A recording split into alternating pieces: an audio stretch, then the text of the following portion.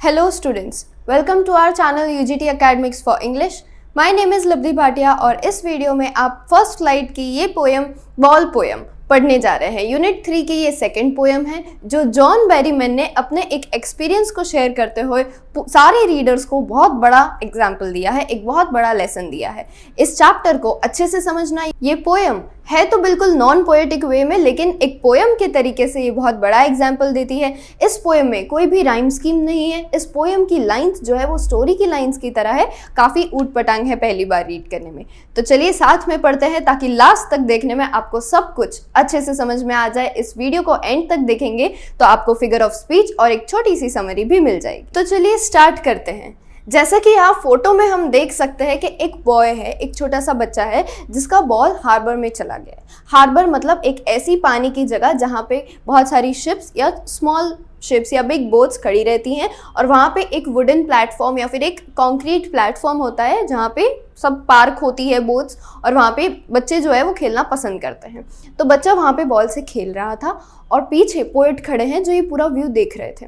फिर वो देखते हैं कि बच्चे का बॉल जो है वो हार्बर में मतलब पानी में दूर तक गिर जाता है और वो उठा भी नहीं सकता है, इतनी दूर है।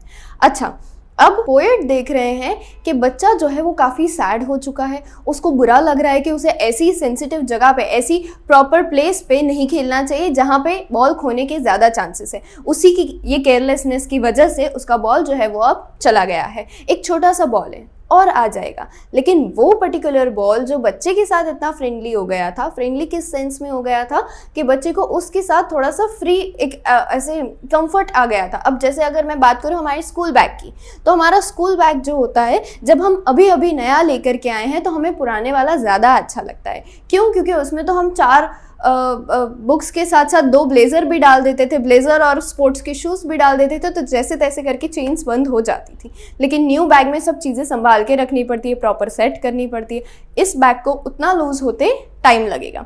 तो इसीलिए पोएट यहाँ पे इस बॉल को भी इस तरीके से कंपेयर करे कि बॉल भी वो बच्चे के साथ इतना हैप्पीली सेट हो गया था कि अब बच्चे को न्यू बॉल के साथ उतना सेट होने में फिर से कुछ दिन लग जाएंगे। बच्चा याद कर रहा है कि मैं कुछ दिन पहले तक ये बॉल से कैसे अच्छे से खेलता था और अपनी सारी पास्ट मेमोरीज़ की इस बॉल से, अगर तो ये क्रिकेट का बॉल है तो यहाँ पे उसने कितने 6s और 4s मारे होंगे, और अगर तो कोई वॉलीबॉल या फिर ऐसे कैच वाला बॉल है तो क्या बात हो। फिर देख लेते हैं हम अपनी पोएम, किस तरीके से पोएम स्टार्ट हो रही है। पोएम शुरू ही एक क्वेश्चन से हो रही है, what is the boy now who has lost his ball. वो बच्चा अब कैसा होगा जिसने अभी अभी अपना बॉल खो दिया है। कहाँ पे? पानी में। What is he to do. अब वो क्या करे, ये एक तरीके का क्वेश्चन है जो पोएट हमसे पूछना चाह रहे हैं। वो ये नहीं चाहते कि 15-25-50 साल बाद जब लोग हमारी पोएम्स पढ़ेंगे तो वो मुझे क्या आंसर करेंगे, पर एक रीडर अपने तरीके से, अपने ओपिनियन से क्या कहना चाहता है कि बच्चा अब क्या करेगा, वो ये हमसे पूछ रहे हैं। हम क्या सोच रहे हैं, बच्चा क्या करेगा, एक और बॉल ले आएगा या फिर उसको स्विमिंग आती है तो पानी में कूद जाएगा, किस तरीके का है, हार्बर का पानी है तो वो क्या करेगा। What is he to do, अब वो क्या एक्शन लेगा। आई सॉ इट गो, यहाँ पे इट क्या है, बॉल है, ठीक है। I saw it go, poet बोल रहे हैं मैंने देखा कि वो बच्चा खेल रहा था और फिर बॉल गया। मैरीली बाउंसिंग, बॉल को ह्यूमन एक्टिविटी दे रहे हैं। मैरीली पर्सोनिफिकेशन, यहाँ पे क्या है, बॉल को भी हैप्पी बता रहे हैं कि बॉल भी इस बच्चे के साथ अच्छे से खेलता था। Merrily bouncing down the street and then merrily over there it is in the water. और ऐसे ही हंसते खेलते खेलते वो बॉल कब बाउंस होते होते चला गया पानी में, पता नहीं चला। तो यहाँ पे अगर एक आउट ऑफ द टॉपिक मैं एग्जाम्पल दूँ तो मान लीजिए कि मेरा मोबाइल फ़ोन वो 6-7 ईयर्स पुराना है। अब अभी भी वो जैसी भी कंडीशन में है, ओवर स्टोरेज हो चुका है, ज़्यादा एप्लीकेशंस है तो हैंग होता है, लेकिन वो मेरे साथ अच्छे से सेटल है कि एक ही हाथ से यूज़ हो रहा है फ़ोन का, तो वो अच्छे से फिर भी मैनेज हो जाता है। प्रॉब्लम आती है लेकिन फ़ोन को भी पता है कि रफ़ यूज़ नहीं है, फास्ट नहीं, स्लोली मैं यूज़ करती हूँ, स्लोली वो भी संभल जाता है। पर यही अगर मैं अब न्यू फ़ोन ले लेती हूँ और ये वाला फ़ोन किसी और को दे देती हूँ, घर में दादी को दे देती हूँ या फिर किसी को सेल कर देती हूँ, तो अब उनके पास उनका यूज़ चाहे और भी स्मूथ है या फिर चाहे और रफ़ है, लेकिन फ़ोन उनके साथ इतना नहीं टिक पाएगा। मैं ही यही फ़ोन चलाऊँ तो शायद 6 months 1 year और चला सकती हूँ, लेकिन किसी और के पास जाने के बाद वो फ़ोन मुश्किल से 2-3 महीने भी नहीं चल पाएगा। क्यों? क्योंकि फ़ोन भी जिस यूजेज से अडेप्ट हो चुका था वो अब चेंज हो रहा है। सिमिलरली यहाँ पे ये बॉल की बात की जा रही है, that ball is merrily bouncing with this boy. इस बॉय के साथ वो बॉल को भी अच्छा लग रहा है और उसको नहीं पता था that the ball is now lost in the water. No use to say O there are other balls. Poet हमको कह रहे हैं कि मैं उस बच्चे को ये नहीं कहने वाला, ऐसा कोई काम ही नहीं है ये बात कहने की, O there are other balls. O there are other balls का मतलब कि अरे कोई बात नहीं, और मार्केट से 10 बॉल ऐसे ही प्राइसलेस मिल जाएंगे। And ultimate shaking grief fixes the ball. तो पोएट ऐसा कह रहे हैं कि ऐसा कहने की कोई ज़रूरत नहीं है कि और भी 10 बॉल ऐसे प्राइस के लिए जा सकते हैं जिनकी ज़्यादा कीमत भी नहीं है, नॉन एक्सपेंसिव, इस टाइप के बहुत सारे बॉल्स खरीदे जा सकते हैं। And ultimate shaking grief fixes the boy. क्यों पोएट कह रहे हैं कि कोई ज़रूरत नहीं है उसको दिलासे दिलवाने की, उसको कंसोल करने की कोई ज़रूरत नहीं, अगर उसे बुरा लग रहा है तो उसे बुरा लगने दो। मम्मी भी कहती कि चोट लगी है, रोना आ रहा है, रो लो, लेकिन स्ट्रॉन्ग भी ऐसे ही होंगे। 2 मिनट, 10 मिनट, आधा घंटा, 1 घंटा या फिर ड्रेसिंग के टाइम, उसके बाद खुद से शांत हो जाते हैं। जब तक चोट ठीक नहीं हो रही तब तक रोज़ 1 वीक के लिए कोई भी नहीं रोता है, ठीक है। And ultimate shaking grief fixes the boy. अब यहाँ पे कैसे ऑक्सीमोरॉन शुरू हो रहा है, ग्रीफ फिक्सेस। ग्रीफ तो पूरी तरीके से इंसान को हिला के रख देती है, तो वो फिक्स कैसे कर रही है कि इस तरीके से अगर वो दुखी होगा तो बाद में वो हील भी होगा, उसे समझ आएगा, उसे एक लेसन मिलेगा जो उसको अपनी प्रॉब्लम्स में फिक्स करेगा। इस तरीके से पोएट यहाँ पे 2 अलग अलग चीज़ों में कंपैरिजन ला करके, कनेक्शन ला करके समझाना चाहते हैं। क्यों मैं ये नहीं कह रहा हूँ O there are other balls, because an ultimate shaking grief fixes the boy, क्योंकि वो आगे जा करके उसको लेसन देगा कि तुम चाहे एक basic your toy or a ball or anything important, if you carelessly play with it, if you carelessly be with it, it will be lost by you। तुम खो ही दोगे, कंपल्सरीली यही होता है। और ये कहीं ना कहीं मेटाफर जा रहा है टू एवरीवन, मेटाफर जा रहा है टू रिलेशनशिप्स। जिस तरीके से केयरलेसली हम अपने रिलेशनशिप्स के साथ रहते हैं तो कभी ना कभी हमारी ही किसी गलती की वजह से, कि हम जानते हैं हम इस तरीके से बात करेंगे, हम जानते हैं हम इस तरीके से बिहेव करेंगे, तो मम्मी है, दोस्त है, पार्टनर है, भाई बहन है, वो कभी ना कभी हमारे साथ थोड़ा डिस्टेंट हो ही जाएंगे। Any relationship if we know कि यहाँ पे आकर के मिस्टेक हो रही है, यहाँ पे अगर इसी तरीके से कंटिन्यू किया तो रिलेशनशिप बिगड़ सकता है, फिर भी अगर हम कंटिन्यू कर रहे हैं, फिर भी अगर बच्चा बॉल के साथ हार्बर जैसी जगह पे खेले जा रहा है तो बॉल तो पानी में जाएगा ही। सिमिलरली रिलेशनशिप भी पानी में चला जाएगा, मतलब रिलेशनशिप भी बिगड़ जाएगा, एक छोटा सा ही सही लेकिन एक डिस्टेंस आ जाएगा। और चाहे हम और 10 फ्रेंड्स बना लेंगे, चाहे हम किसी फैमिली के साथ या अपने वर्क में इतने बिजी हो जाएंगे कि हमको अपनी फैमिली वापस याद नहीं आएगी, लेकिन हम कभी भी उस फैमिली को उसी तरीके से रिप्लेस नहीं कर सकते। किसी की जगह कोई नहीं लेता और किसी चीज़ के बिना काम भी नहीं अटकता, किसी इंसान के बिना काम भी नहीं अटकता, लेकिन उसी के जैसा काम और कोई कर भी नहीं सकता। He can purchase more balls but that particular ball will never come back. हमारे पास अपनी पूरी लाइफ में, for those who play cricket, cricket is a very common sports in India, तो जो लोग क्रिकेट खेलते हैं उनके पास आई गेस अपनी लाइफ में 3, 5, 7 बैट्स आते हैं ड्यूरिंग चाइल्डहुड, तो उसमें से उनको एक ही सबसे फेवरेट होता है, या फिर फर्स्ट वाला, या फिर बीच में जो सबसे बेस्ट उनके हाइट बॉडी के हिसाब से सेट होता है वो वाला। फिर अदर स्पोर्ट्स के लिए भी कोई एक ही रैकेट, कोई एक ही बास्केटबॉल, कोई एक ही ऐसा स्पेशल होता है कि जो सबसे बेस्ट और सबसे कंफर्टिंग लगता है। ठीक है, आगे बढ़ते हुए हम देखते हैं as he stands rigid trembling. फिर से एक ऑक्सीमोरॉन आ रहा है। पोएट बोल रहे हैं कि बच्चा ऐसे रिजिड है एकदम, और सदमे में दुखी होकर के वो बॉल को देखे जा रहा है कि कहाँ जा रहा है बॉल, अभी भी दूर से दूर पानी में जा रहा है। And then he says trembling. Trembling का मतलब कांपना, दुख से कांपना, मतलब अंदर ही अंदर उसका मन कांपे जा रहा है और बाहर वो एकदम सदमे में स्ट्रिक्ट हो चुका है। स्टेयरिंग डाउन, घूर रहा है वो। All his young days into the harbour where his ball went. ये पूरा एक लाइन 3 लाइन में कनेक्ट हो रहा है। इसके लिए जैसे मैंने एक फिगर ऑफ स्पीच आपको बताई थी, तो यहाँ पे कह रहे हैं कि क्या देख रहा है वो, ऑल हिज यंग डेज मतलब जब ये बच्चा 1 ईयर का होगा और अब वो 5, 10 12 ईयर्स का हो गया है तब तक वो एक ही बॉल से नहीं खेल रहा था, लेकिन कुछ दिन पुरानी भी अगर बात है तो वो एक तरह से उस कुछ दिन पहले हम कुछ दिन यंगर थे, छोटे थे, कुछ मंथ्स पहले हम 2 महीने 3 महीने छोटे थे। सिमिलरली जो यंग डेज, जो प्रीवियस डेज थे जब वो बॉल के साथ इतना अच्छे से खेल रहे थे, तो वो सारे दिनों को वो याद कर रहे हैं कि किसी दिन बॉल सोसाइटी के बाहर चला गया होगा, किसी दिन उनको लग गई होगी, किसी दिन किसी और को लग गई होगी, वेरी कॉमेडी और वेरी सीरियस इवेंट, वो सब कुछ याद कर रहे हैं। हार्बर में जाते हुए देख रहे हैं कि वो सारे मेमोरीज भी उनके साथ हार्बर में जा रही है। आई would not intrude on him. Next important line poet कह रहे हैं कि ऐसे में मैं बच्चे को परेशान नहीं करूँगा। इंट्रूड, मैं उसको इंटरफेयर नहीं करूँगा, कोई बात नहीं बच्चे, इट्स ओके, मैं ऐसा नहीं कहूँगा उन्हें। क्या नहीं कहूँगा? A dime another ball is worthless. ये चीज़ नहीं बोलूँगा कि एक बॉल ही तो है, यहाँ के हिसाब से 10, 20, 50 रुपीज़ का एक बॉल है, जाकर के ले आओ, इट्स ओके, ये नहीं कहूँगा, क्योंकि एक बॉल है, एक सुई है, या फिर रिलेशनशिप्स है, फिर कोई बहुत कीमती चीज़ है, कोई एसेसरी है, लेकिन खो देना अपनी केयरलेसनेस की वजह से जानबूझ के ऐसी जगह पे जहाँ पता है कि नुकसान होगा, दैट इज़ रॉन्ग। तो ये चीज़ सिखाने के लिए पोएट कह रहे हैं कि मैं उस स्ट्रेंजर बच्चे को कुछ भी नहीं बोलूँगा, मैं उसे इंटरफेयर नहीं करूँगा, और उसे बुरा फील हो रहा है तो अच्छी बात है, उसे बुरा फील होने दूंगा। I would not intrude on him, a dime another ball is worthless. और ये चीज़ बोल के मैं उसको इंट्रूड नहीं करूँगा कि कोई कीमत ही नहीं है बॉल की। ये चीज़ अभी बता दी तो आगे जाके जो कीमती चीज़ें हैं उसके लिए भी उसको ये होगा कि हाँ ये थोड़ा ज़्यादा एक्सपेंसिव था, बट कोई बात नहीं, एक और आ ही सकता है। ये चीज़ उसे फील नहीं करवानी है। Alright, then the next paragraph comes now. अब क्या हो रहा है? He senses his first responsibility.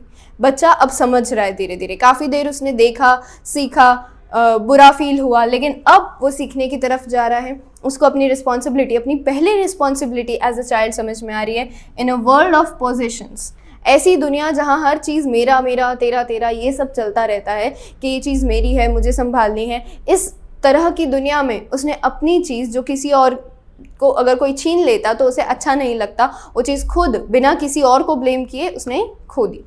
People will take balls, balls will be lost always, little boy. Little boy वो ऐसे बोल तो रहे नहीं है उसको, पोयम लिख रहे हैं, घर आके बाद में लिख रहे हैं उस बच्चे को याद करते हुए, तो इस पोयम के दौरान वो बच्चा वहाँ पे है नहीं। ये भी एक फिगर ऑफ स्पीच है, we will discuss it later. तो यहाँ पे कह रहे हैं कि लोग लेते रहते हैं ऐसे, तो मतलब जिनको शौक है नहीं है, एक बेसिक बॉल तो एक इतना कॉमन टॉय है कि वो हर जगह होता है, हर घर में हर किसी के पास होता है। It will be lost always. कह रहे ऐसे काफ़ी सारी चीज़ें हमारे दोस्त, अगर हम कंपैरिजन करने जाए, मेटाफर वाले रीज़न पे फिर से जाएं, तो वो कहेंगे कि हमेशा ही न्यू फ्रेंड्स आते रहते हैं, न्यू ऐसे लोग आते रहते हैं जो हमें लगता है हमारी मम्मी जैसे, बिल्कुल हमारे फादर जैसे, भाई जैसे हैं, ठीक है, सिमिलरली, और वो हमेशा हमारी ज़िंदगी से चले भी जाते हैं। कोई भी ह्यूमन, कोई भी रिलेशन हमेशा के लिए फॉरएवर नहीं टिकता है। ये चीज़ लिटिल बॉय, और जब मेटाफर चल रहा है तो वो हमको रीडर्स को ये कहना चाहते हैं। No one buys a ball back, लेकिन वही वाला पुराना कि तुम जाओ मैं तुमको पैसे देता हूँ, तुम वो पानी में से वही वाला बॉल लेकर के आओ, या अगर वो क्रश हो गया होता तो मैं तुमको पैसे देता हूँ, तुम इसी को वापस से जोड़ के बताओ, या मुझे पुराने वाला ला करके दिखाओ। ये चीज़ कभी भी नहीं होती है। Money is external, it is not internal. Money जो है वो बाहर हर चीज़ हमको नहीं लेके दे सकता, लेकिन हमारी इंटरनल फीलिंग्स, हमारी इंटरनल चीज़ें जो भी हम चाहते हैं वो हमको न्यू ले करके नहीं दे सकता है। And money is important but it is not the only thing important in the world. He is learning, he who the boy is learning well behind his desperate eyes. वो चाहता है, अभी उसकी आंखें डेस्परेट है कि कैसे करके हवा का रुख बदले, कुछ हो, कोई पानी को सरकाए तो यहाँ पे बॉल वापस से मेरे पास आ जाए, लेकिन वो अभी पीछे सीख रहा है कि ये चीज़ मुझे पता है नहीं होने वाली। द एपिस्टेमोलॉजी ऑफ लॉस, मतलब जो ग्रीफ होता है, कुछ खो देने का जो ग्रीफ होता है, और हमारे मेंटल स्टेट की कंडीशन को एपिस्टेमोलॉजी कहा जाता है। How to stand up, knowing what every man must one day know and most know many days how to stand up। ज़्यादातर लोग ऑलरेडी जानते हैं काफ़ी दिनों में कि कैसे गिरने के बाद खड़ा कैसे होना है, और जो नहीं जानते तो उन्हें हर इंसान को गिरने पे कैसे खड़े होना है ये चीज़ ज़रूर आनी चाहिए। मस्ट वन डे नो, कभी ना कभी तो सीखना ही है। And now the boy learns this thing कि कैसे कभी भी डाउनफॉल के बाद हमको वापस से स्टैंड अप होना है, वापस से हमको बिल्कुल भी हार नहीं माननी है और वापस से खड़े होकर के कम बैक करना है। या फिर और ज़्यादा केयरफुल हो जाता है अपने न्यू टॉयज़ के साथ, अपने रिलेशनशिप्स के साथ और अपनी हर चीज़ जो उसकी पोजेसन है, ठीक है, in the world full of possessions, तो अपनी पोजीशन वाली चीज़ों के लिए वो केयरफुल हो जाता है। ये सारी बातें आफ्टर दी पोएम वाली बातें हैं जो पोएट बच्चे को भी, हमको भी, हम सबको सिखाना चाहते हैं। John Berryman is the American writer of the poem. I hope यहाँ तक आपको अच्छे से समझ में आ गया है। तो पहले ग्लॉसरी देख लेते हैं। ओह, देयर आर अदर बॉल्स। तो ये वर्ड्स जो हैं ये सजेस्ट कर रहे हैं that the loss is not important enough to worry about, कि कोई बात नहीं, इतनी भी बड़ी बात नहीं है और आ जाएंगे। तो पोएट ये कह रहे थे कि मुझे ये नहीं कहना है, राइट। तो इन वर्ड्स का तो मतलब यही निकलता है कि लॉस इतना भी इम्पॉर्टेंट नहीं है, भूल जाओ और आ जाएगा। तो ये चीज़ पोएट नहीं कहना चाहते हैं। शेकिंग ग्रीफ मतलब इस तरीके का सैडनेस जो हमारा माइंड या हमारा हार्ट जो है टोटली डिस्टर्ब कर दी। Greatly affects the boy, fine. And then it is rigid. Rigid मतलब स्टिफ, एकदम कड़क। आगे बढ़ने से पहले ये जान लेते हैं कि यूजीटी ने वॉरियर बैच लाई है जिसमें मैथ, साइंस, इंग्लिश और एसएसटी के सब चैप्टर्स के डिटेल्ड एक्सप्लेनेशंस रिकॉर्डेड लेक्चर्स के रूप में और हैंड रिटन नोट्स मिल जाएंगे। इसके अलावा आपके रेगुलर टेस्ट लिए जाएंगे जिससे आपका अंडरस्टैंडिंग लेवल और परफॉर्मेंस लेवल की जानकारी हो। ये 4 सब्जेक्ट्स की पूरे साल की कमिटमेंट आपको सिर्फ 2999 रुपीज़ में अवेलेबल होगी, जो कि आप प्ले स्टोर पे यूजीटी और ऐप स्टोर पे, मतलब आईफोन यूजर्स के लिए माई इंस्टीट्यूट नाम के एप्लीकेशन में देख सकते हैं। और फर्दर डिटेल्स की क्वेरीज अगर हैं तो आप स्क्रीन पे दिए नंबर पे कॉल भी कर सकते हैं। आगे बढ़ते हैं फिगर्स ऑफ स्पीच की तरफ। तो हमने डिस्कस किया था कि हम पोएम खत्म होने के बाद फिगर्स ऑफ स्पीच पढ़ेंगे। सबसे पहले आ रही है एलिटरेशन। तो एलिटरेशन हम जानते हैं बहुत अच्छे से, जहाँ भी रिपीटेशन आ रहा है तो वो मतलब एक ही लाइन में अगर रिपीटेशन आ रहा है, मतलब 2 वर्ड सेम है तो सीधी बात है उनके फर्स्ट लेटर भी सेम है। और जहाँ रिपीटेशन नहीं भी आ रहा है लेकिन 2 या 2 से ज़्यादा वर्ड्स का फर्स्ट लेटर सेम है, we will add alliteration over there. तो चलिए पोएम में एलिटरेशन और रिपीटेशन पहले ढूंढ लेते हैं। चलिए सबसे पहली लाइन में ही हमको एलिटरेशन मिल रहा है, what is the boy now who has lost his ball. तो यहाँ पे सिर्फ W नहीं, WH 2 बार रिपीट हो रहा है, ठीक है, दैट इज सिलेबल। एक लेटर पहला होता है उसे बस लेटर की तरीके से हम जानते हैं, लेकिन जब 2 लेटर्स, मतलब जैसे श वाला या च वाला जो वर्ड होता है that is not only S और C, उसमें SH और CH होता है। तो वो 2 लेटर्स का एक जो मिश्र वर्ड होता है, एक कंपाउंड वर्ड होता है, लेटर होता है, दैट इज सिलेबल, ठीक है। तो यहाँ पे सिलेबल सेम आ रहा है। इसके अलावा कहाँ सेम आ रहा है, हैज़, हिज, बॉय, बॉल, ठीक है। यहाँ पे 3 एलिट्रेशन एक ही लाइन में हमको देखने मिल रहे हैं। फिर यहाँ पे रिपीटेशन है तो ऑफ कोर्स ये भी हमारा सिलेबल का है। Then merrily bouncing down the street, and then यहाँ पे the TH, fine. Then merrily over, there it is in the water, there it is in the water. No use to say O there are other balls, and ultimate shaking grief fixes the boy. हम पहले सारे एलिटरेशंस ढूंढ रहे हैं और repetition को ऐसा है तो साथ साथ में ही सर्कल कर देते हैं ताकि हमारी 2 फिगर्स ऑफ स्पीच हो जाए।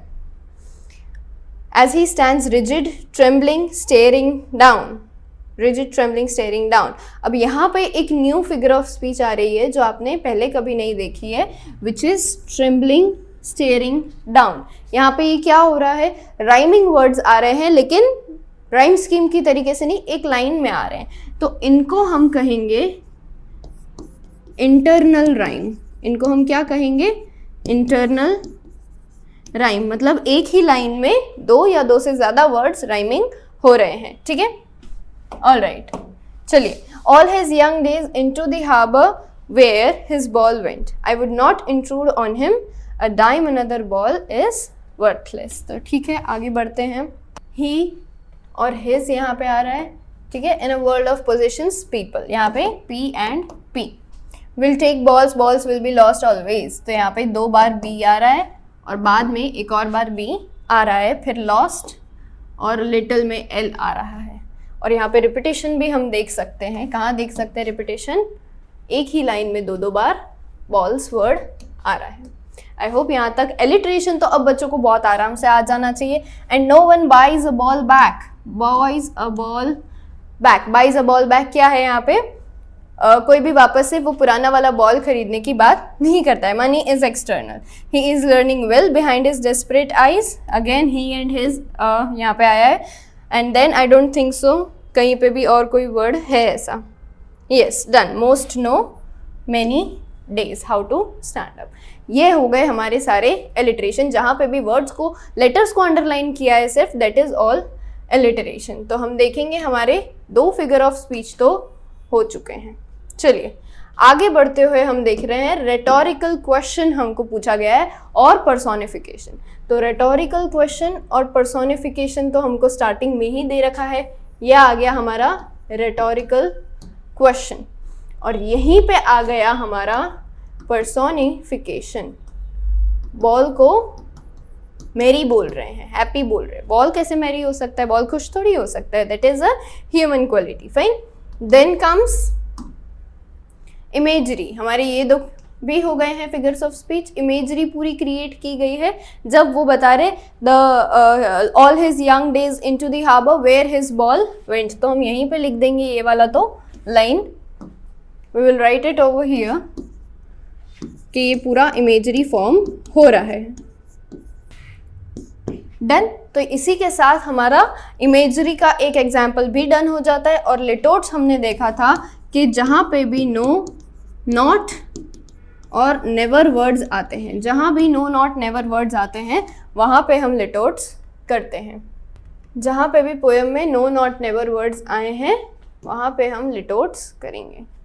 फिर ओके. तो यहाँ पे आ गया लिटोट्स एक बार का. और आई गेस पीछे वाले पेज पे भी कहीं पे था. Yes, here it is. This is also litotes. And then done. Two sentences we have litotes over here. और उसके बाद फिगर्स ऑफ स्पीच आ रही है ऑक्सीमोरॉन. तो ऑक्सीमोरॉन भी हमने डिस्कस कर ली थी, वो यहीं पे लिख देती हूँ मैं ऊपर. ऑक्सीमोरॉन कहाँ आ रही है हमारी? ऑक्सीमोरॉन का मतलब क्या सीखा था बच्चों हमने प्रीवियस पोएम्स में कि जब अपोजिट वर्ड्स नहीं, वो तो एंटीथेसिस होता है. जब 2 अपोजिट थॉट्स जो हैं वो मिल रहे हैं, अगर एक साथ लिखे गए हैं, जैसे यहाँ पे दिया था ultimate shaking grief fixes the boy. तो यहाँ पे हमारी मेन लाइन क्या आई? Grief fixes. ये हुआ हमारा ऑक्सीमोरॉन. उसके बाद लिखा था ही स्टैंड्स रिजिड ट्रेम्बलिंग. तो बाहर से रिजिड, अंदर से ट्रेम्बलिंग, इस तरीके से वो कह रहे थे. तो यहाँ पे ये वर्ड्स की पेयर भी हमारी ऑक्सीमोरॉन में कंसिडर होती है. So now we have done litotes, we have done oxymoron and we have done imagery. Then comes metaphor and symbolism. तो मेटाफर और सिम्बोलिज्म का मतलब वैसे सेम नहीं होता है, लेकिन हम देखेंगे कि पोएम में कहाँ दे रखा है. सबसे पहले मेटाफर तो हमने समझ लिया कि ये पूरी पोएम रिलेशनशिप्स को मेटाफर बता रही है. और यहाँ पे कह रही है N ultimate shaking grief fixes the boy. और पीछे वाली लाइन में यहाँ पे कहा जा रहा है in a world of possessions. यहाँ पे कह रहे हैं कि जो एपिस्टेमोलॉजी ऑफ लॉस है, यहाँ पे बच्चे को बॉल खोने पे हो रहा है. हमें यहाँ पे हमारी कोई भी कीमती चीज़ या कोई भी कीमती पर्सन के खोने से हो सकता है. And the next thing we read is symbolism. जब किसी चीज़ को सिम्बोलाइज किया जाता है, यहाँ किसको सिम्बोलाइज किया जा रहा है? यहाँ पे मनी को सिम्बोलाइज किया जा रहा है. Money is external. Money cannot buy us internal happiness. It is materialistic. It is all about materialistic things. This is symbolism. जब किसी चीज़ को डायरेक्टली ऐसे सिम्बोलाइज किया जाता है तो वो हमारे यहाँ सिम्बोलिज्म की तरफ से हम फिगर ऑफ स्पीच में मानते हैं. फाइन. लास्ट में आ रहे हैं अपोस्ट्रोफी और ट्रांसफर्ड एपिथेट्स. तो एक बार मतलब जान लेते हैं दोनों का. अपोस्ट्रोफी हम जानते हैं कि ये अनएनिमेट चीज़ें, अनएनिमेट या फिर नॉन ह्यूमन चीज़ों को जब कॉल किया जाता है, या फिर जो यहाँ पे प्रेजेंट नहीं है, जो डेड है या जो यहाँ पे प्रेजेंट नहीं है, जो एब्सेंट है, उन्हें कॉल करना, एड्रेस करना. तो यहाँ पे एक लाइन आई थी, पोएट बोल रहे थे लिटिल बॉय, वो उसको बुला रहे थे. ठीक है, बुला रहे थे इन द सेंस ऐसे अपने पास नहीं बुला रहे थे, वो उनको रेफर करके कह रहे थे कि O little boy listen to me, understand that no one buys a ball back. तो यहाँ पे जो पोएम में लिटिल बॉय को एड्रेस किया जा रहा था, तो किसी को भी ऐसे कॉल करते हैं, बुलाते हैं पोएम में, तो उन्हें अपोस्ट्रॉफी कहते हैं। और ट्रांसफर्ड एपिथेट्स तो हम जानते हैं हमारा favourite, it is adjective based. तो यहाँ पे एडजेक्टिव कहाँ आ रहा था, एडजेक्टिव आ रहा है यहाँ पे मैरिली बाउंसिंग। तो ये ना कि सिर्फ पर्सोनिफिकेशन है, ये ट्रांसफर्ड एपिथेट्स भी है। Alright, fine. तो ये हो गए हमारे सारे फिगर ऑफ स्पीच यहाँ पे कंप्लीट। हमने न्यू कितने किए थे वो एक बार देख लेते हैं। मेटाफर हम जानते हैं, एलिट्रेशन रिपीटेशन हम जानते हैं, एक इंटरनल राइम हमने न्यू किया है, लिटोट्स भी हम अब जान चुके हैं बहुत अच्छे से, सिम्बॉलिज्म भी पहले किसी पोएम में आ चुका है, लेकिन फिर भी अगर आपके लिए न्यू है तो हम वो कंसिडर कर सकते हैं। और इसके अलावा हमने ऑक्सीमोरॉन देखा है और रेटोरिकल क्वेश्चन देखा है। रेटोरिकल क्वेश्चन मतलब जब पोएट हमसे कुछ पूछ रहे, बस सिंपली पोएम में क्वेश्चन मार्क लगा दो, वो रेटोरिकल क्वेश्चन नहीं होता है। जब पोएट ये चाहते हैं कि हम अपने मन में उस चीज़ का आंसर निकालें पोएम पढ़ के, what is he to do now, क्या करेगा बच्चा, तो हमारे पास एक आंसर हो जो हम अपनी अंडरस्टैंडिंग के हिसाब से कह रहे हैं, पोएम के अनुसार नहीं। बस हमें क्या लगता है, हमारा एक व्यू आता है ना, स्टोरी में ऐसा करना चाहिए था, राइटर को ऐसे लिखना चाहिए था, तो उसे कहते हैं रेटोरिकल क्वेश्चन। या फिर इंटरोगेशन, इंटरोगेशन भी एक फिगर ऑफ स्पीच है जो कहीं पे भी क्वेश्चन मार्क आया हो तब लगाई जाती है। तो अगर ऑप्शन में आपके रेटोरिकल क्वेश्चन नहीं दिया है तो जितने भी क्वेश्चन मार्क वाले सेंटेंसेस होते हैं बिना ऐसे वाले मीनिंग के, रीडर क्वेश्चन टू रीडर वाले मीनिंग के, वो सभी के सभी इंट्रोगेशन में ज़रूर आते हैं। यहाँ तक अच्छे से समझ आ गया है, तो अब आगे बढ़ते हैं हम समरी की तरफ। The poem the ball poem by John Berryman, हमारे राइटर कौन है इस पोएम के, John Berryman, is about a young boy who loses his ball and feels deep sadness. Poem का थीम क्या है, a young boy who loses his ball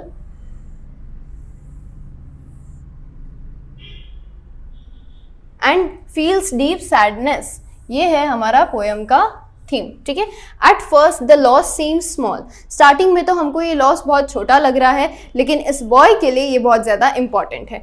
क्यों, क्योंकि बॉल जो है वो उसके चाइल्डहुड या फिर प्रीवियस टाइम को रिप्रेजेंट कर रहा है, मेमोरीज को रिप्रेजेंट कर रहा है, और वो जितना खुश था, वो जितना अच्छे से उस बॉल के साथ खेलता था, उस चीज़ को भी रिप्रेजेंट कर रहा है।